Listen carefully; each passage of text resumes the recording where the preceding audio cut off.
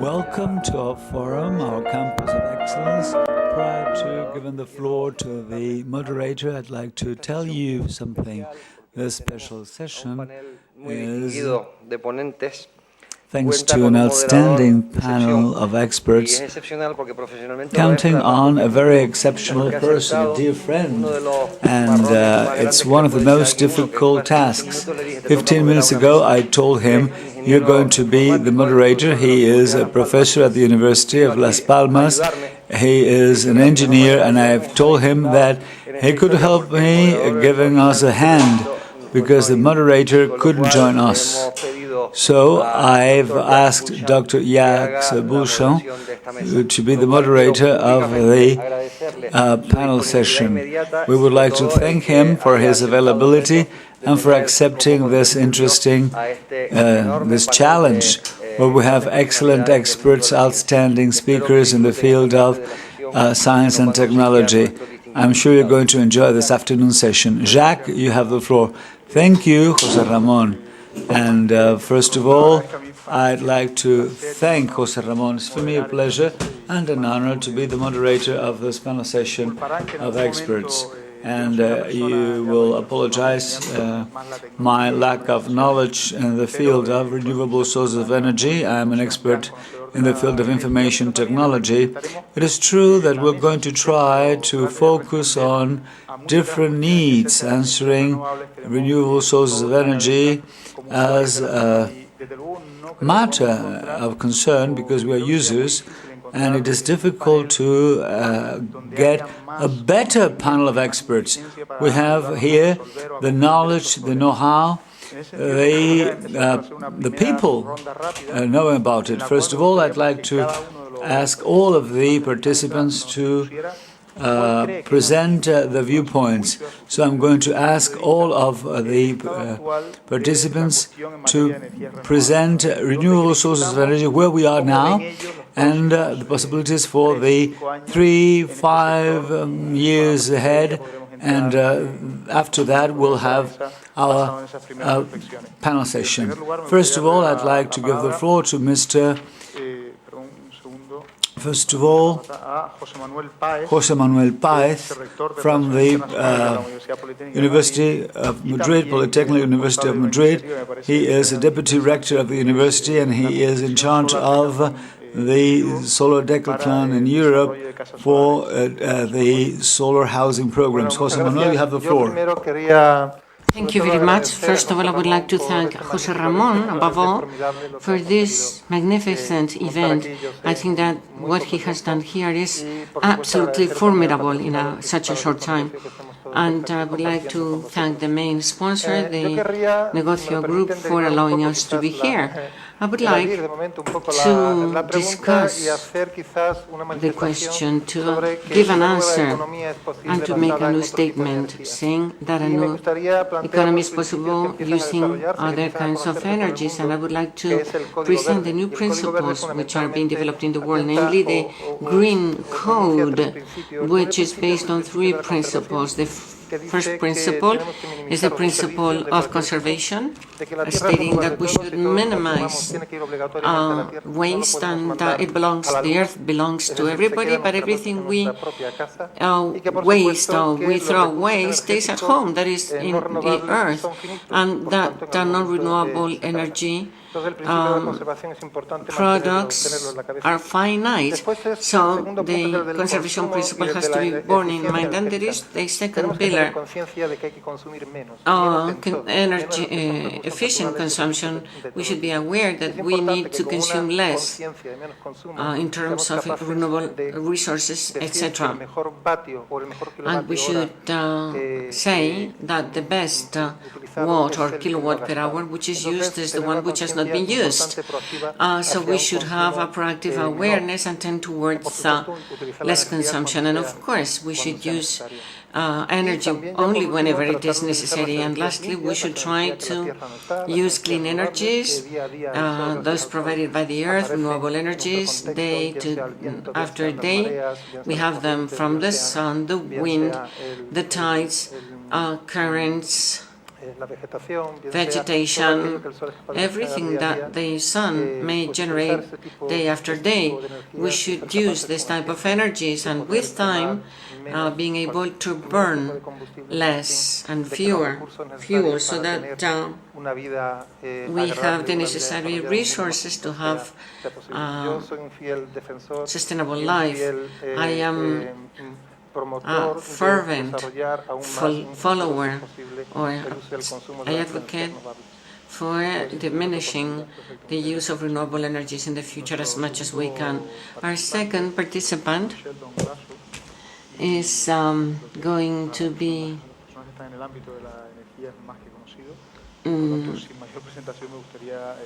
the next speaker. I would like, or rather Sheldom Glashow. Everybody knows him, and I would like to know what you think about renewable energies in the future. What is your opinion on this? Oh, well, a number of things come to mind to say to this audience. First of all, I think one of the problems in discussing alternative energy or renewable energy to the American public is the lack of education of the American public, and I think that may also be true elsewhere. When we we have discussions among the public, we realize that people don't understand the difference between, for example, energy and power. When we have discovered quite recently, to our astonishment, that there's lots of water on the moon, the American press immediately announced how wonderful this is. It will provide a source of energy for us to go to Mars. Well, this is totally absurd. Water is not energy. Water is not a source of energy.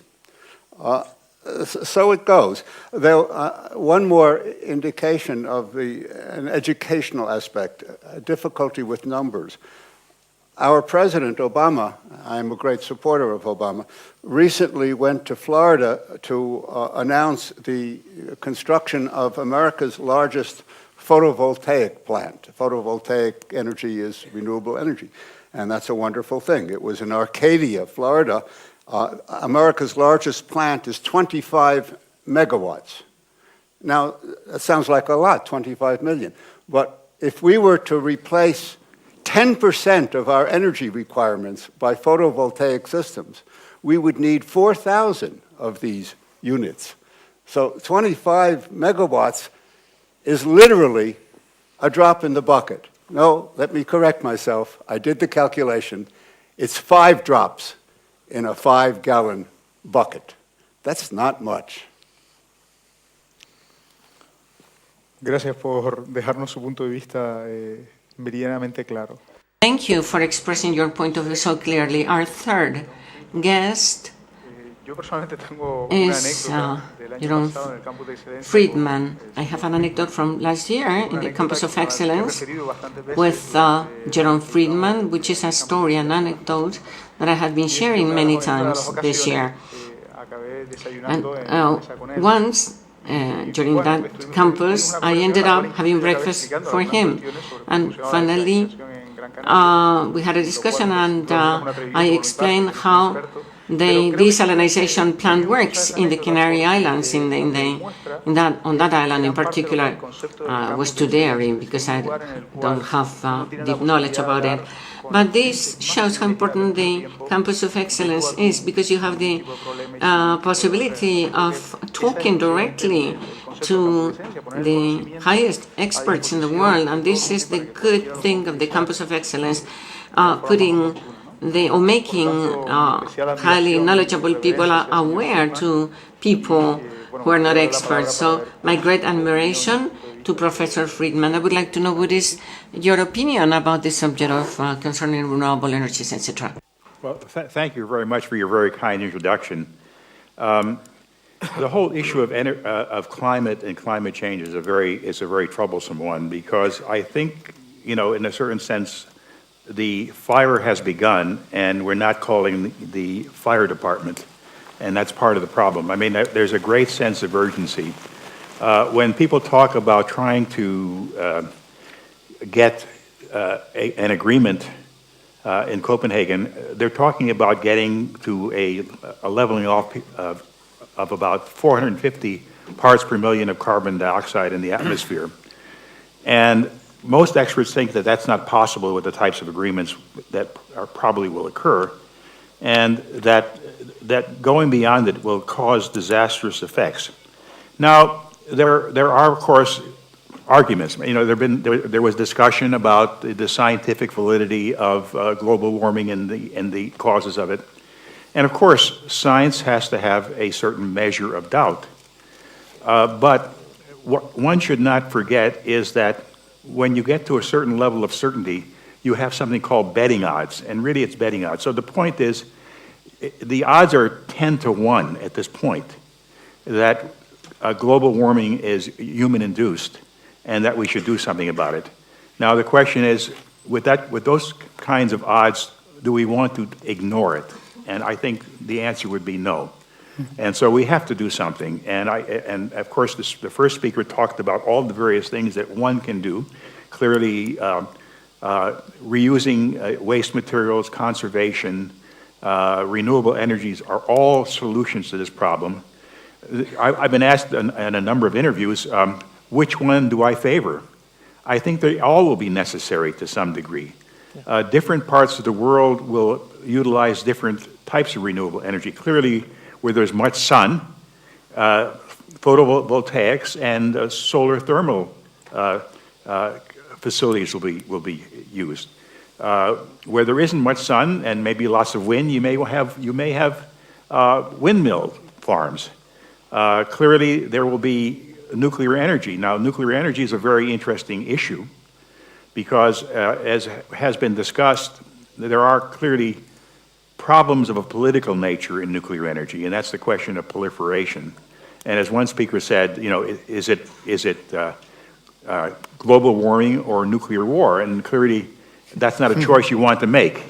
And the point is, you have to be able to solve both problems simultaneously, and that will require, if we want to have more nuclear power spread across the world, we will have to have institutional arrangements, which will be international, which will deal with the whole issue of the reprocessing of spent fuel and fuel preparation and things of this nature. Without that, I think there are great dangers, and one has to be very, very careful about it. So there are many different solutions, and I think we will probably explore them. There was also a very good discussion today about biofuels versus photovoltaics or solar thermal, and there was a discussion about the efficiency of each. And the speaker clearly thought that the solar photovoltaics and solar thermal basically had a lot going for it with respect to biofuels because of the much, much greater efficiency in terms of utilizing solar power. So these are all the various aspects that will have to be discussed. And of course, there is the very, very long-range possibility, but it's too long-range to be in this discussion, and that is the possibility of nuclear fusion, which, if it comes, and I personally think it will come, it's a very, very difficult problem. Money has to be spent to carry out research in this area.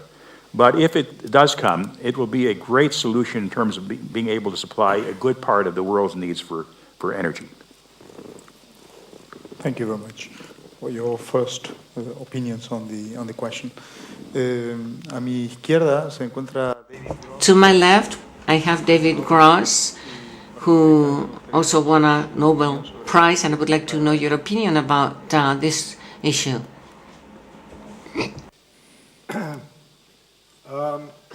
Well, I think I am fated, as we all are, to repeat things that have been said by my wise colleagues. But maybe to organize things, I try to divide the problem into 4 areas. Mm-hmm. First, there are what Steve Chu, our comrade in physics, who now is the Secretary of Energy, calls the low-lying fruit. There's the easy stuff, which we haven't done because energy, especially oil, has been so cheap. And that is efficiency, insulation of houses, just smart use of our resources, both in conserving them, not wasting them, and making our engines and factories more efficient. That's easy to do and will be done because it saves a lot of energy and it saves money. So it doesn't even cost anything, you gain. Second, there are the mature technologies, where we really know what the technologies are because they've been developed over years and are very successful, and the problems in exploiting these technologies are mostly economical and political, and first and foremost among the mature technologies, I think we all agree is nuclear power. And which is very green and very safe, safer than almost any other form of, according to the record, of any other form of energy technology. And the obstacles can be brought on immediately because the technology is mature and well understood. Immediately, I mean 10, 20 years, and contribute greatly to solving the problem of sustainable energy, replacing fossil fuels, and reducing the CO2 burden. And the problems are mostly economic, convincing large companies that it's safe to make investments in the face of political problems, which are opposition to nuclear energy because it's associated with nuclear power, and the real problem of nuclear proliferation, which must be dealt with, as Jerry said, for other reasons. We don't want to actually face the real danger of using all the nuclear material that's been put together in compact form to create bombs whose purpose it is to kill people, and there are still 10,000 or more, 20,000 nuclear weapons whose real purpose it is to cause a lot of harm. We have to get rid of those and the dangers of proliferation, and then maybe people's opposition to nuclear power plants, which are quite safe, especially with the modern versions, can rapidly play an important role. Third, there are new technologies, and here I think we have to admit that we don't really know the right form of these technologies, of solar energy, and how it will eventually become more and more important. In the long run, it obviously will, but I don't think we know how yet. And the same is true of biosolutions, biofuels, or other biological engineered organisms that might help in dealing with CO2 or creating energy. Again, I think we're always in the danger of trying to solve severe problems with existing technologies, or it's sort of like talking about the future of computing and deciding that what we need are better slide rules before the computer was invented. The same is true of forms of storing energy, of which fossil fuels are ideal. You can put a lot of energy into a very small volume, and it's hard to see how to replace that for airplanes, for example. But for cars, batteries could do that if we had much better batteries. And again, we don't know what the batteries of 10 years from now will look like. Probably have no idea what they will look like in 20 years. So, and certainly the same is true for fusion, which always seems off in the future. So the new technologies, I think it's important to discuss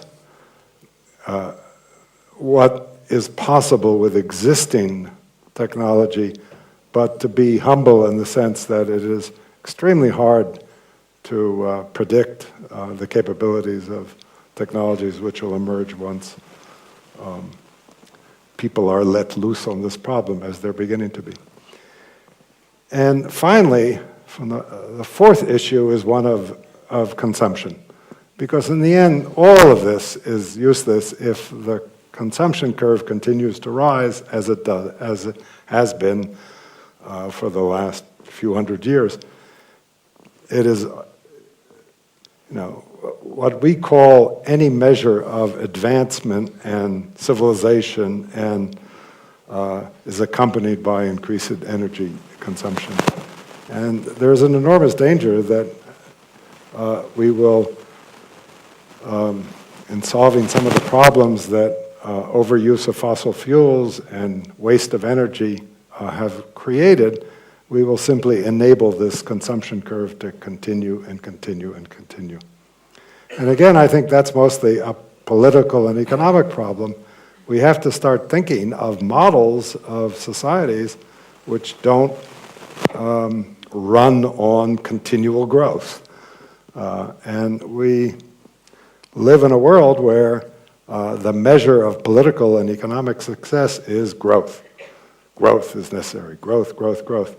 And I have yet to find an economist who could explain to me how you might have or a political scientist, how you might have a stable government and economy which wasn't predicated on continual growth, and how it wouldn't be an utter calamity as it is today in the world, where we're faced with a horror of 1 or 2% negative growth.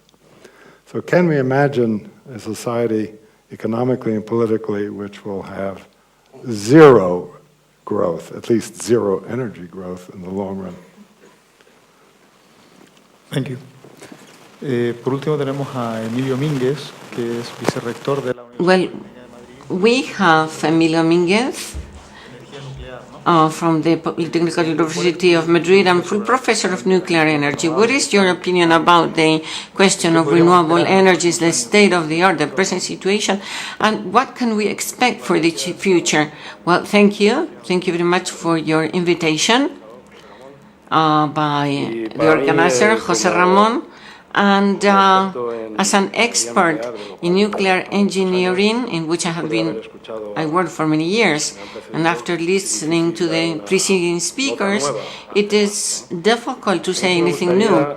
But I would like to say that although I come from the nuclear world, I have been working in that for many years, it is also true that I'm the director of courses, or of master's programs on electrical energy, and I think I had a broad vision about what all the energies contribute, both those coming from the world of fossil fuels and renewable energies, which in some degree contribute to the production of electricity, of electrical power. In this regard, we should see the situation from two different viewpoints. One of them, what do renewable energies contribute to developed countries? And two, what they can contribute to developing countries. We should think that 20% of the energy that we use in the world, well, 80%, he corrects himself, of the energy consumed in the world is only used by 20% of the world population, which means that there is a very high percentage of countries which still hadn't had access to energy in general terms and to electrical power in particular, and therefore we are facing there a very important challenge for renewable energies. We can also think that nuclear energy can be included in that group. Somebody said something which is very important, and I had emphasized it here in my notes. I don't want to refrain from mentioning. I think that young people should be more and more educated about the meaning of energy consumption, energy and technologies in order to use energies of any kind, because at present any energy which is being used to produce electrical energy, electrical power, has planned a series of innovative developments, not only for clean energies, that is renewable energies, nuclear power and the energies that use fossil fuels. In this regard, it is a very significant, a very big challenge for young people, not only those that go to university, but young people in general, and the way it may change in the next 15 to 20 years. We can change young people's minds in the future with regards to energy consumption, energy savings, etc. Then, on the other hand, there is another concept which is very important, the different use of energy in developed and developing countries. Renewable energies, well, people are talking more and more about the adaptation of renewable energies to the so-called intelligent networks. There is a very important challenge in the European Union. There are several directives. There is a platform of intelligent networks, and this, for us to have an idea, this would mean having a network, Google, for example, in some way, in order to use renewable energies through those intelligent networks. Why is that so? Because when we talk about energy sustainability, energetic sustainability, one of the aspects which are considered in a generic way is the issue of to have permanent supply and the grids. Whenever there is a connection of with renewable energies, well, whenever there is a problem with them, they can cause technological instabilities, and this is something that probably, for sure, my colleagues in this panel know much better than me. This is something I got acquainted with very recently. But people have been studying this for many years, and which is very important for the implementation of renewable energies.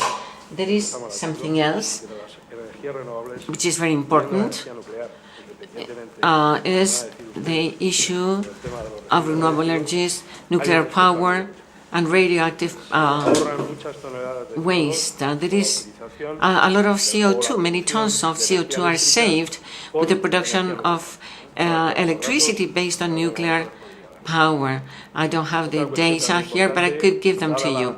There is something else which is very important considering our economic situation in other countries. The nuclear rebirth represents an increase in the number of jobs in all the countries which in some way are opting for that type of energy. And finally, to express it somehow, in spite of the difficulties for nuclear energy in the last 20 years, as a result of the beginning of the proliferation of nuclear weapons and the use of fuels, considering that the fuels that are used in power plants cannot be used in the production of nuclear weapons, while other types of technologies can be used for that purpose. But they have not stopped innovating. There are power plants in operation or which are being constructed are of the latest generations, and in the next few years other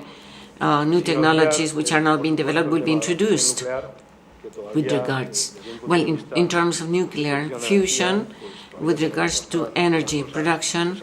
It has to demonstrate many things, although I have been working in the area of energy for many years. But there are many progresses in terms of nuclear power, but these progresses, these new developments are exponential. And finished this, I'd like now to give the floor to whomever would like to make contributions. I'd like to give more information, and there is a lack of knowledge, a lack of interest from the society. When we talk about energy, it is important to understand that the energy consumption is 1/3 of the tertiary sector, 1/3 in case of transportation, more or less. And we have to differentiate that transportation is something dynamic. Vehicles and energy consumption is different according to cars, planes, or whatever. That's different from a house or from an office. And the energy source for tertiary sectors, industrial sector, or cars, it's something different. In the case of vehicles, with the exception of trains, the energy density required should be very high, a very high density, because that's inside the car. You could not have other sources. Now we have liquid fuels in the case of cars and planes. So fluids are used now, and then in the future we'll have electric batteries. Perhaps the limit will be having 1/30 of the energetic density we have in the case of solid fuels. It will be very difficult to make it happen in a short while, to have cars with electric energy.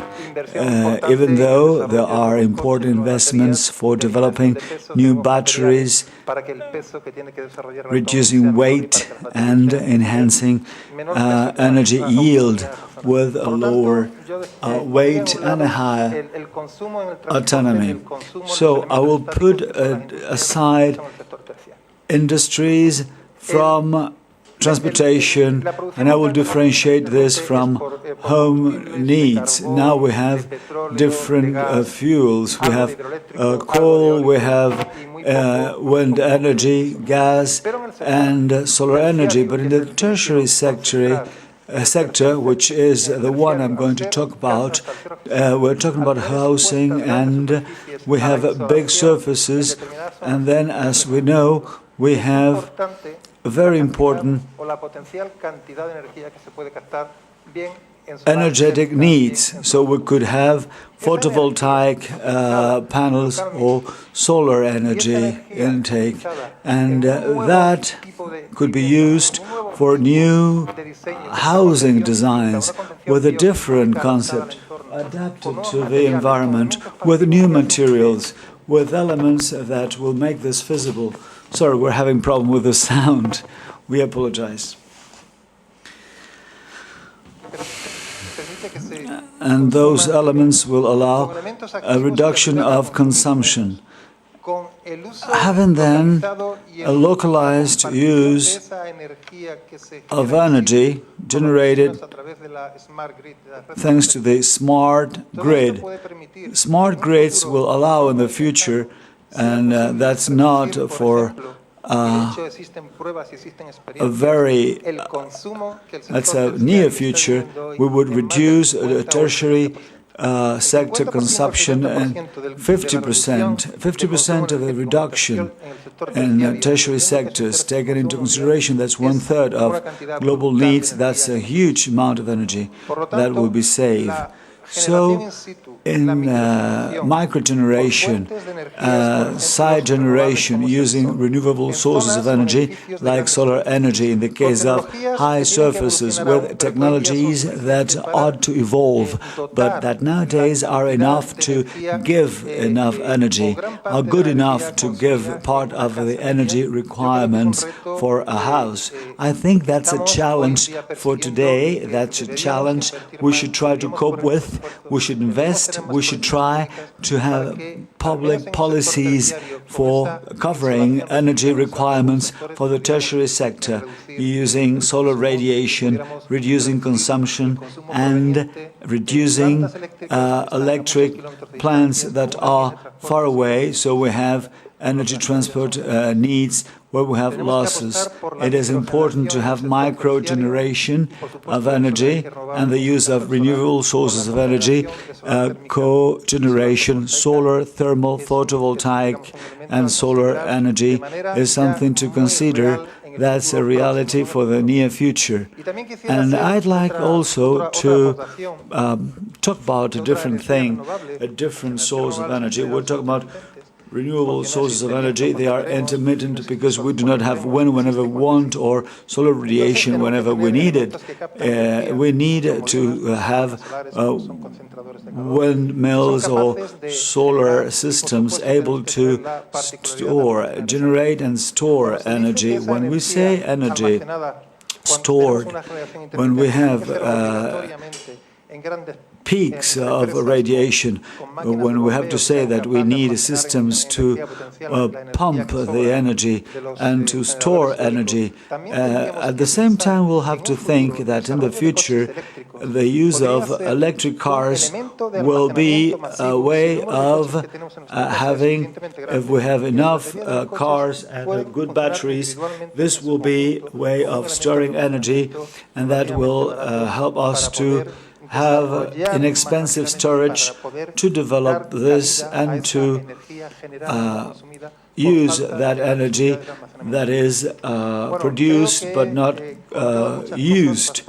I think we've talked about many items that are interconnected, but I would like to put aside the idea that in the world we have consumers that do move, and we have to say that we have theaters, houses, factories, static requirements where we could have a differentiated supply where it is necessary to have.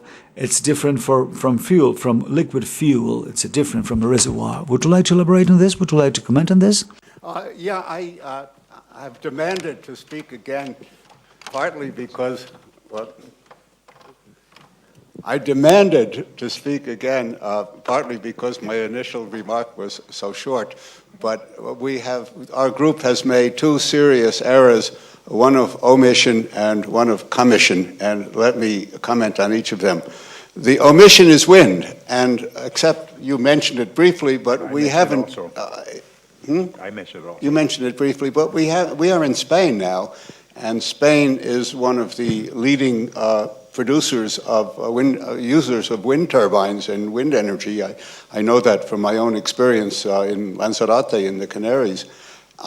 And Spain and Germany and Denmark, for example, produces some 20% of its energy from the wind.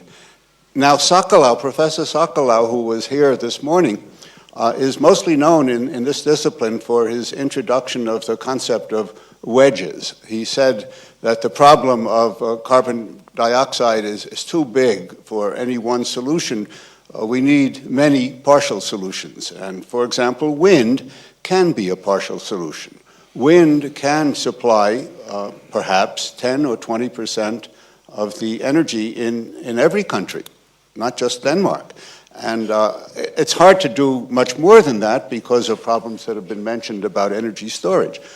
So wind is an important thing. I would like to compliment the Spanish for being in the vanguard of wind. The Americans are far behind. We've been arguing about a rather small wind farm, 100 megawatts, 100 out of the billion that America consumes.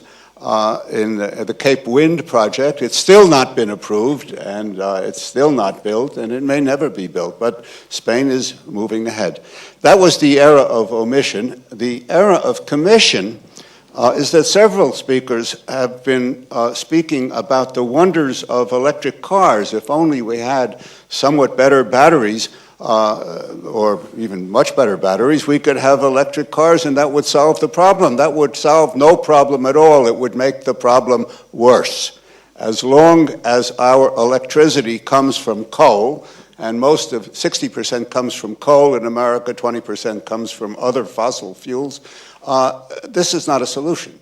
We must switch our energy production mechanism out of fossil fuels before it becomes a useful concept to introduce electric cars. So until then, use hybrids, forget about electric cars. Thank you. Muy bien, a mí me gustaría...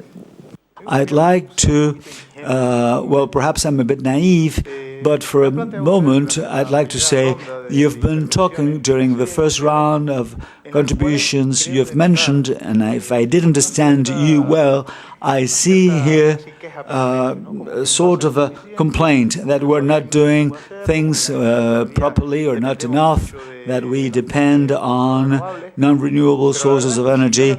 But if I analyze what you've said, what you've presented during the first round, I think that you've been talking about the use of renewable sources of energy. We haven't achieved 100% of what we would like to get, but we're on the right track. We have mentioned education, and I think nowadays in Europe, we know that all children know that you have to switch off the lights when you're not there, that we have a concern. We talk about reduction of consumption in Spain. We reduce, for instance, what you have to pay if a car is reducing CO2 emissions into the atmosphere. Copenhagen wouldn't give all the solutions required, but we all know about Kyoto Protocol. We are concerned about energy. It is true that politicians perhaps are not paying attention to it, or not enough. But we have, wind energy, and Emilio mentioned that 20% of the population is consuming 80% of the energy, but at the same time, this 20% of the population is consuming 80% of food. So I'm saying that what I try to say is that I've got the sensation, perhaps I'm naive as a user, that energy of a sector is not worse than other sectors. It is a sector, on the contrary, where we see progress. The mission is, I would say I'm optimistic. My vision is, am I too optimistic? Am I wrong? Because if we talk about climatic changes and their investments, and that's true in the sector, there are projects everywhere. Well, I wish we were paying attention, same attention we're paying to energy, to other sectors. Are we, can we be optimistic, or should we all be pessimistic about it? Only two anecdotes. Firstly, and that dates back to 20 years ago, more or less, if I remember it well, more than 15 years ago. I was at the United States University, Florida University. At that time I was there for 3-4 months, June, July, August there.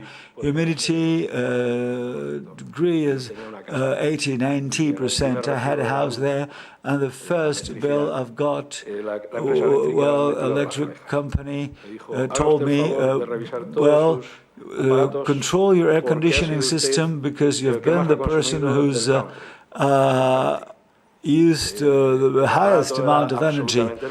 I had an air conditioning system that was totally new, but of course I came from here and I was trying to reduce humidity. So it was simply trying to switch it off and to have the proper temperature, and then next bill was according to average values. That's unthinkable in other countries. I've talked to many colleagues from different parts of the world, and the utility companies, they want to make money. But 15 years ago I got that complaint, so that was unthinkable here. And nowadays, for instance, there are indications, hints, and utilities are investing money. For instance, Spanish companies are investing in eolic energy, and now wind energy, and I'm very optimistic now. And at the same time, I am optimistic because I went to another meeting today, and in the case of Spain, transportation and trains, for instance, in a short while, everything will be electrified. All systems for transportation using high-speed trains, for our guests to understand. High-speed trains in Spain are going to use electric energy, so the reduction of fuel consumption is going to be very important.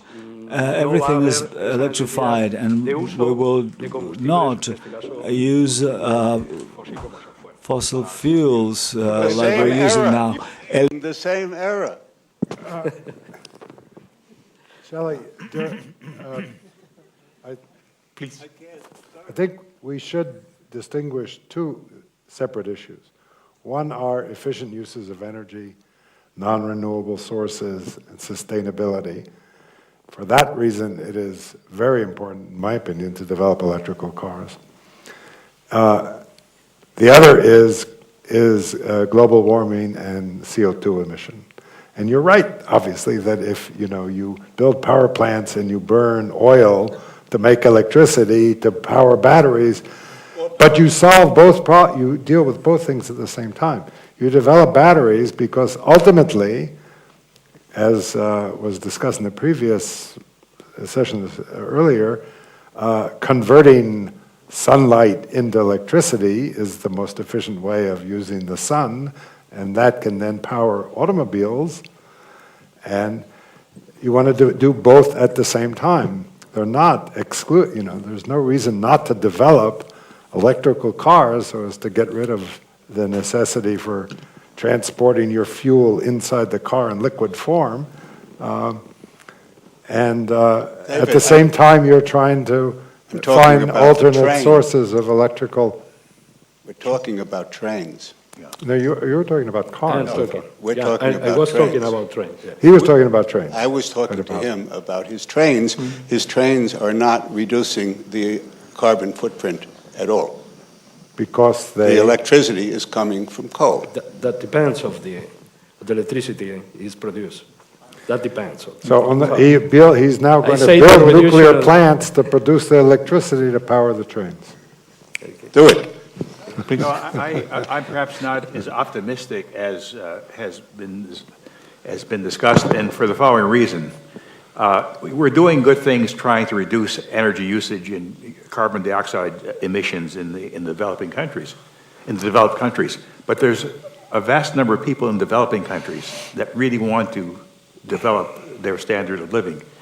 And in the short run, they have to use a lot of carbon, a lot of fossil fuels. And it's very difficult to tell them not to, when basically the developed countries are responsible for almost all the CO2 burden in the atmosphere right now.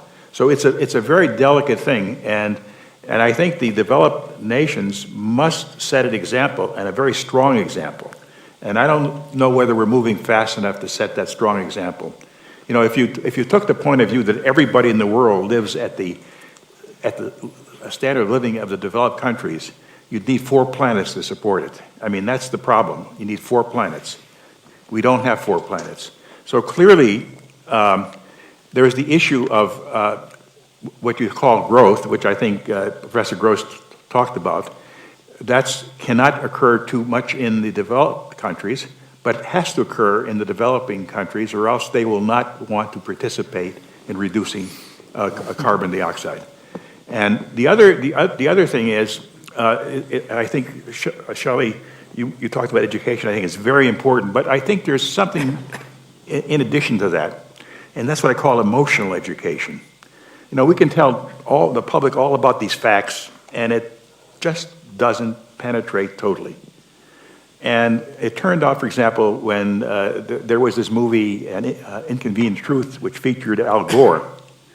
It had an enormous effect in the United States. People who were, not concerned about the environment at all started talking about the environment. Even Walmart decided to advertise itself as a green company, which really surprised me because it was good business. And maybe they were sincere about it, let's hope so, but they were advertising themselves as a green business. And I think this is where I think the arts have to come in. I think we have to educate the public emotionally. We have to have great novels written about the problem. We have to have more filmmaking. We have to get the public to really notice this and notice it deeply. Some of the people that I've spoken to said, well, I only became concerned about the environment when I saw these video shots of dying polar bears in the Arctic. And that's the kind of thing we have to get to the public. Now, this is not scientific, but if you take the point of view that this is an important an important issue based upon very high scientific probability, then it's something that has to be done in this society, as well as the education that you're talking about, Charlie. Absolutely. Perdón, una cosita nada más. Sorry, just one thing. Would you be so kind as to let me read the questions from the audience? I totally agree that transportation of electric energy consumes energy, or there is a waste of energy, and we're burning coal or we're burning fossil fuel. Then electric generation should be based on renewable sources of energy. But I was trying to talk about smart grids as a solution, because with a smart grid, what you have, let's suppose you have electric cars and we plug the batteries, and it's a way to store energy, electric energy at home. To a certain way, this will palliate the need of getting big energy storage system when we have intermittent peaks due to wind energy or solar energy. And I think that smart grid is the future, because then we have energy technologies and information technologies together. A consumer will know the type of energy the person is consuming. If the person can even become an energy generator, if the person it's better to sell energy, buy energy, store energy. Now we have a computer inside the car, and we have a parameter. Now we have information on fuel consumption per 100 kilometers, and we want to improve our record. We want next 100 kilometers to reduce energy consumption. That information that we have now is creating awareness of a reduction or a need for reduction. If we were able to have information on energy consumption, energy requirement, the possibility of generating energy, sharing energy with neighbors, selling or buying energy, that is something that jointly will enhance awareness of the citizen, and also this is going to be good because we will reduce energy consumption worldwide independently of the origin of the energy production. I do not want any misunderstanding here. When I was saying replacing electricity by fuel, and then if we're using to produce that combined cycle systems, combined cycle plants, what I was trying to say with this, and I'm referring to the Spanish example, at a given point in time, due to political reasons, we closed 3 nuclear plants of 3,000 megawatts each, and those 3 nuclear plants that were closed down, that means that we had to construct combined cycle plants, and that means the use of fuel, and those burning fossil fuel, we are then enhancing CO2 emissions. That's the case of Spain, the case of the European Union. The trend is by the year 2020 to have 20% of the energy generated, electric energy, of renewable origin. That by the year 2020. Based on renewable sources of energy. There is a subject I wanted to introduce because we have experts here in the field of nuclear energy, and among the many questions, there are questions on nuclear energy. I'm going to read more or less some of the questions, and perhaps one of the most important questions is to what extent nuclear plants are safe, to what extent are those plants reliable. The question goes to Emilio. First, nuclear energy could be a source of energy for developing countries. And then another question that goes to Emilio, but you can all answer. It's a percentage of the cost if we treat nuclear residues, and how to get rid of those residues. And then here we have a question: how is it so that we consider nuclear energy as a renewable source of energy if the decision and the amount of uranium we have is limited. It's a finite amount. And so, what do you think about this? And to what extent we can see nuclear energy as a source for the future? How about risks? What to convey to the people properly? We've talked about how important education is and how to convey properly messages to the people. If you like, Emilio, to start, and then whomever would like to answer. I have taken one of the latest questions, radioactive wastes, and the percentage of that in the case of kilowatt hour, if the cost, if we consider the national plan on radioactive wastes in Spain, that means 10 up to 13% of the cost of a kilowatt hour produced by a nuclear plant, and that is charged to the amount you pay for electricity, and that goes directly onto the national company treating radioactive wastes. If you compare the investment required, the investment for a nuclear plant is quite high. There is a question which is if that could be a source of energy for developing countries. Well, we'll have to take into consideration that nuclear plants under construction nowadays are nuclear plants where we have electricity production. We're talking about 1,400 megawatts of electric energy. For a developing country where energy consumption is limited, these plants are not optimal. So we have ongoing programs, central, plants like in South Africa. There is the pebble modular reactor.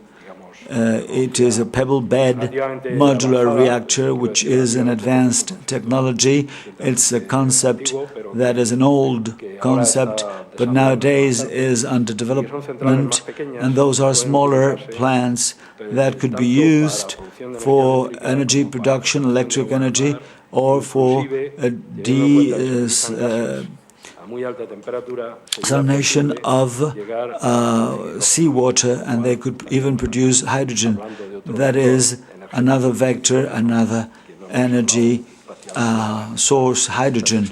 And we haven't mentioned hydrogen here.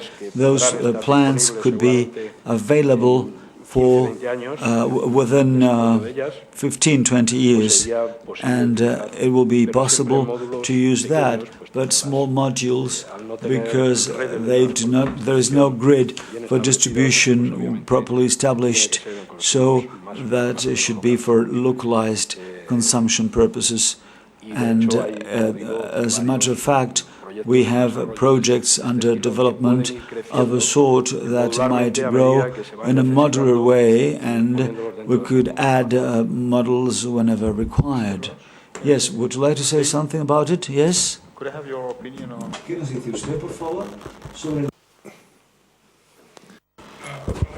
My opinion on nuclear power before, I think it is demonstrably safe. If you compare the record of, say, electrical energy produced by nuclear power plants compared to that produced by coal power plants, and you simply count the number of deaths that are involved in producing the coal and running the plants, they've been far more dangerous, killing people, than the very small number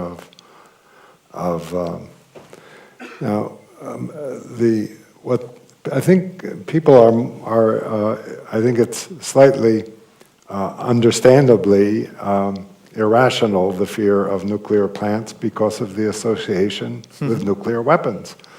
I mean, countries like the United States and Russia and many European countries built weapons out of using the same processes that are controlled in a very safe manner in these plants, and those weapons can were designed to and can and indeed have killed hundreds of thousands and have the potential of destroying the earth. And they're still out there. How can we solve this? Well, we have to, as Jerry said before, that's a problem in of itself, which is a very important problem for the world. And we still face extinction. I mean, there are many in this audience who are too young to remember the real fears of annihilation by nuclear weapons, not accidents at nuclear plants that are very safe, but actually people pressing buttons and a few hours later we're all gone. And that danger still exists.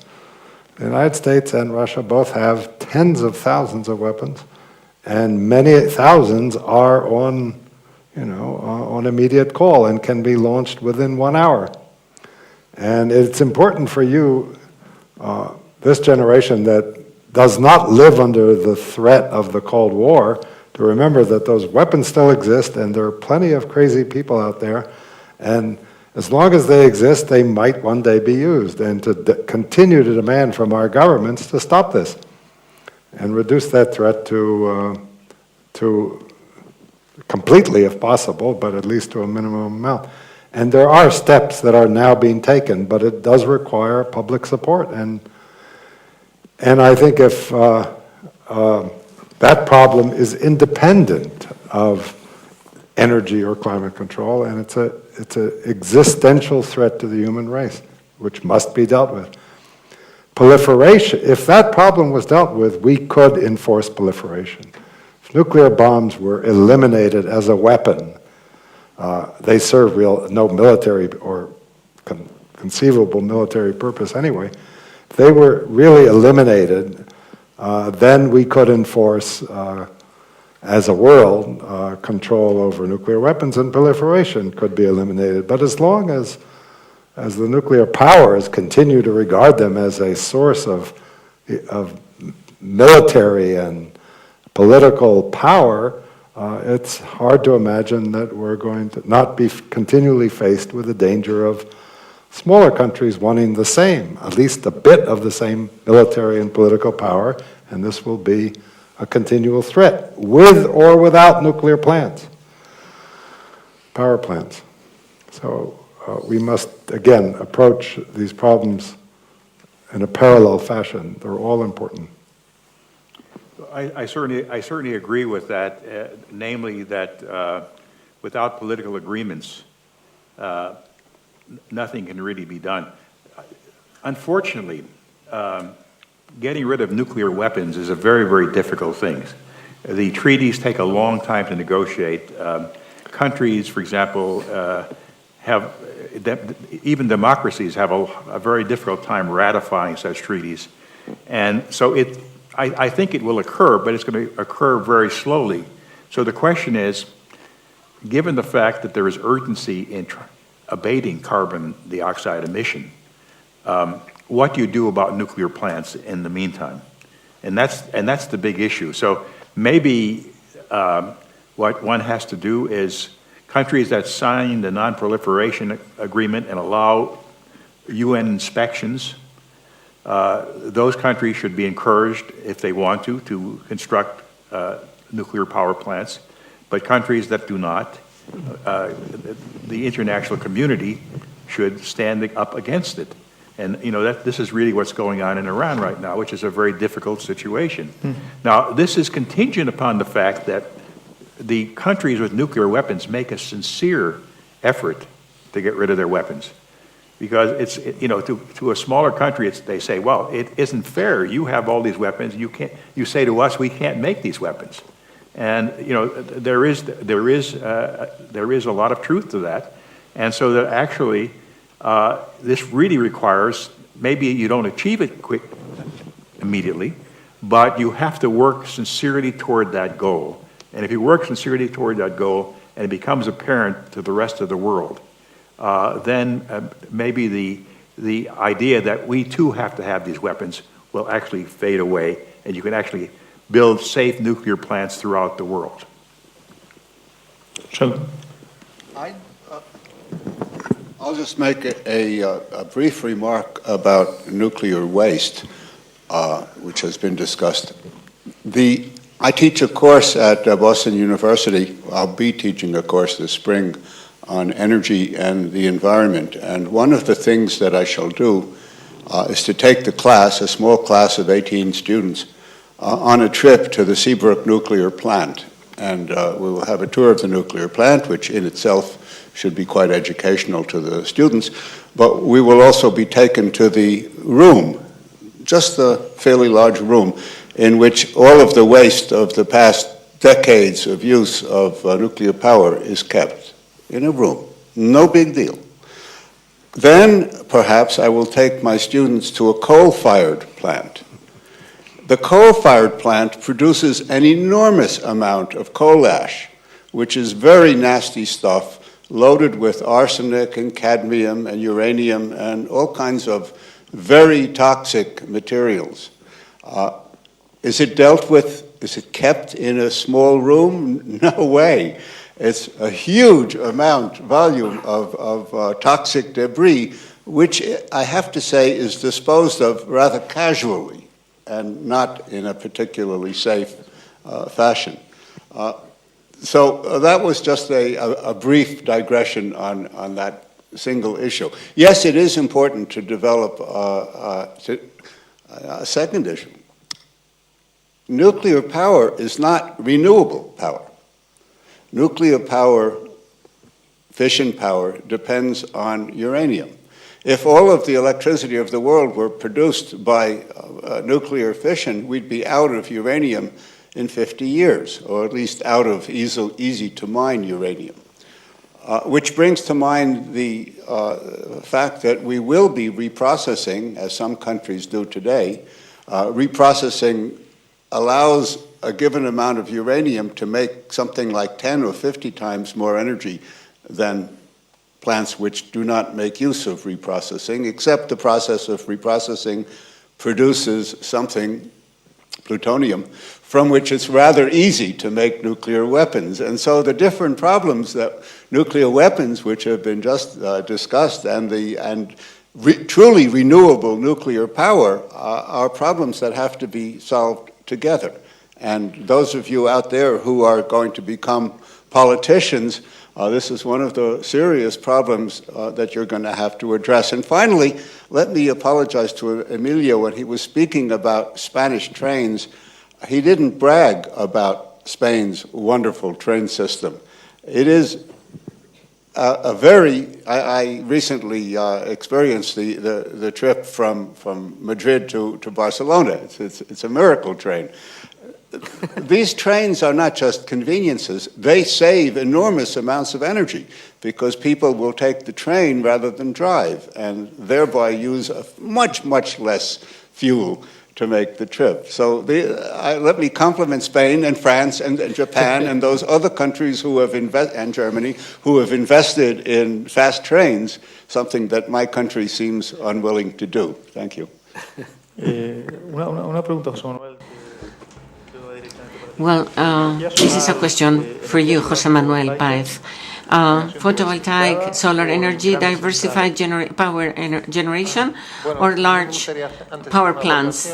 Well, before making my contribution to the question, well, first of all, I would like to make a contribution to the question regarding nuclear power. I think that Spain inevitably should opt for nuclear power short term. I think that Spain should have more nuclear power because we do not have fossil fuels. We must buy everything, and inevitably we should have nuclear energy because we cannot generate a large percentage of energy through other sources other than nuclear power. Maybe on a short-term or mid-term basis we might have access to other energies that would make it possible to replace renewable energies, but I fully agree that coal-based power plants generate a lot of waste, while the waste generated by nuclear plants are perfectly well controlled.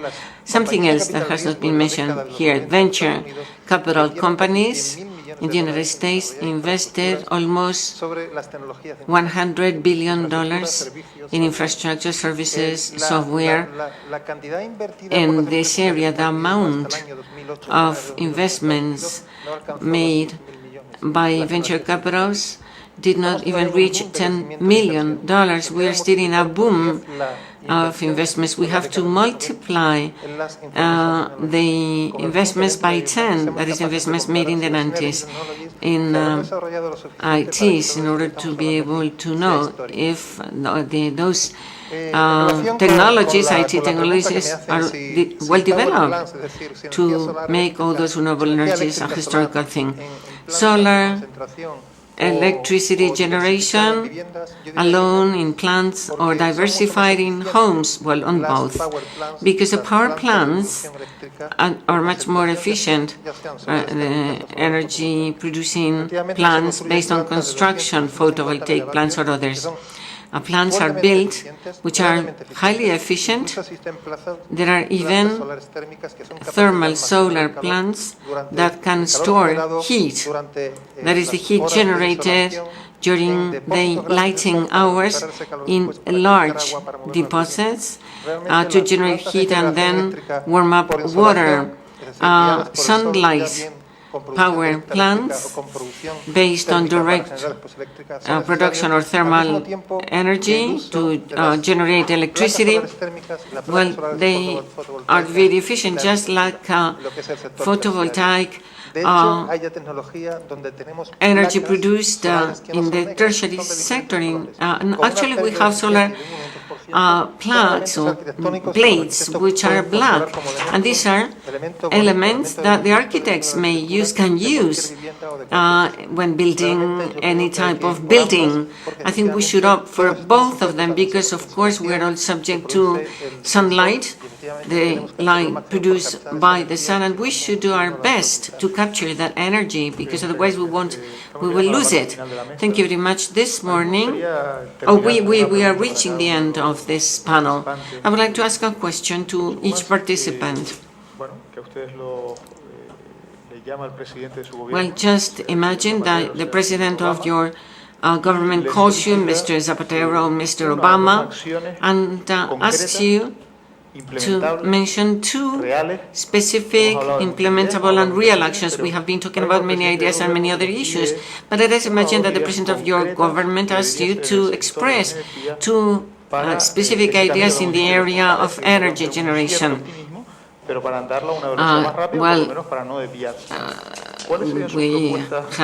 optimistic, but we should propose something feasible. There are two specific ideas. First of all, I think we should invest in infrastructures, in intelligent grids that can distribute energy in a wiser way, in such a way that we can share energy between neighbors rather than depending on power plants which are very remote and through transportation, through grids, etc. I think that those investments are very important to generate electricity. This is fundamental to be able to provide, to supply all the electricity that will be necessary in the future. If I was a politician and would ask you when will I see the results of those actions, mid-term, long-term, very long-term, I think that this should be in operation within 10 years, let's say, in different parts of the country. We should have the necessary infrastructures in order to be able to support all this micro and macro generation. My turn. Okay, I have two things to suggest by law. So the first one, let me agree with you about the necessity for a smart grid. Point out that my government has already allocated $300 million for development of the smart grid. The Europeans are doing more. They're implementing HVDC lines, which are more efficient than the AC lines that are being used in America. We haven't done that, and I wonder why that is. That's an interesting sideline. Secondly, the other thing I would tell my president, except for complimenting him for already supporting the smart grid, is to build 3 new nuclear plants each year for the next 30 years. Simple as that. It's quite simple, yeah. Well, if I had to give this advice, I would first give the following advice. One of the problems about establishing, for example, a photovoltaic electrical system is the capitalization of the solar panels. Very expensive to begin with, and most companies do not want to put that much money aside initially because there's always a chance that the price of oil will come down and then the investment will not be good. I would say that the government should put up front money to capitalize a number of these technologies, such as a smart grid, solar panels, construction companies, which can start producing them in volume and actually reduce the price. And that would be the first. So to put up a lot of money initially with the expectation there would be payback over time. But something has to start the process going whereby you start really introducing this new technology, because if you just leave it to the marketplace, it is just too slow. The second thing I would say, invest in second generation technology in the sense of invest in research, because we also desperately need improvements in all these things. And without the government putting money into the research that is necessary, we will never get there. And so those would be the two suggestions I would make. Thank you. Well, I would first tell them to listen to Shelley and Jerry. Then since there's still a few hours to go, I would tell them to not to waste energy fighting in Afghanistan. An enormous waste of energy. And, but more seriously, I would tell him to support his excellent Secretary of Energy, especially in his efforts to start new and innovative research efforts. Sorry. I can't. Doing applied research, applied science is not easy. It's harder in a way than basic science. And the reason is that basic science, the problems are posed by nature, and they're real, problems. And when our friends make experimental discoveries, we know what problem we have to solve. Whereas applied science is addressing problems that are posed in effect by society. And society is much more complicated than basic physics, for example. And so it's not easy often to do applied science. And I think it takes, we have to figure out better ways of organizing and not just money, which is necessary, but better ways of organizing the scientific research efforts so as to produce the kind of innovations and new technology, second generation, that will give us, not solve our problems for us, because science doesn't solve society's problems, it simply provides the means, but provide us with new tools that will allow us to do things we haven't yet imagined. Okay. Well, si yo fuera político, If I were a politician, if I had to talk to my president, it will be difficult to convey what I'm going to say. Firstly, I am in favor of all sorts of energies, if they are clean energies. And secondly, a country that wants technological progress, a developed country that was supposed to be a developed country, then we need to have technology, we need energy.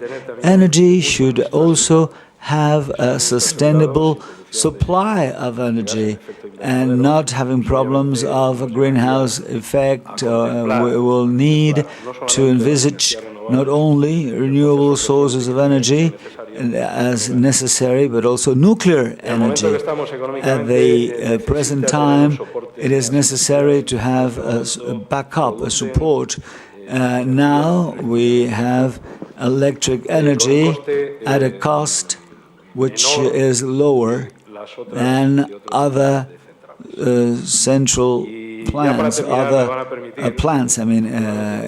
utilities. And I cannot tell anything to Mr. Obama. He's not my president, but I tell our president something that's been said by President Obama, and perhaps he will understand this better than my own words. And I'm going to say it in English.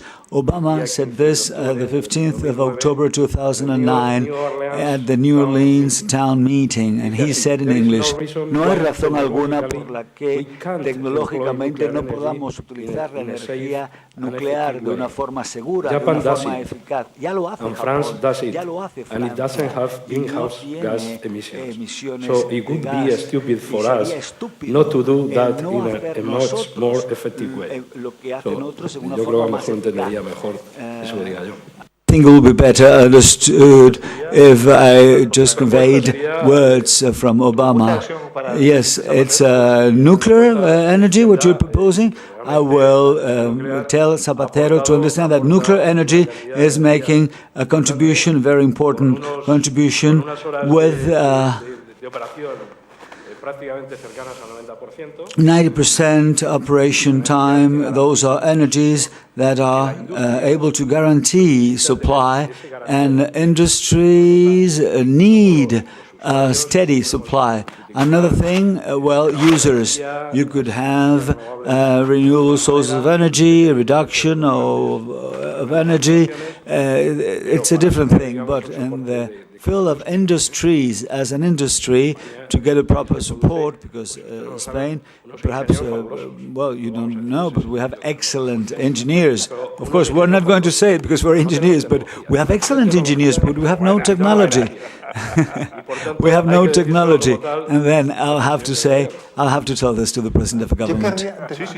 Yes, I'd like to say something, and allow me to say that I'd like to congratulate Obama's government for having a ministry, a Secretary of Energy, and to have a person like Steve Chu, Nobel Prize laureate back in the 90s, a person who's a wonderful person, down to earth, with clear-cut ideas, and this will be a revolution of energy production and consumption in the United States in the next decade. I think we have 4 proposals that are important. Firstly, smart grid in the domain of energy.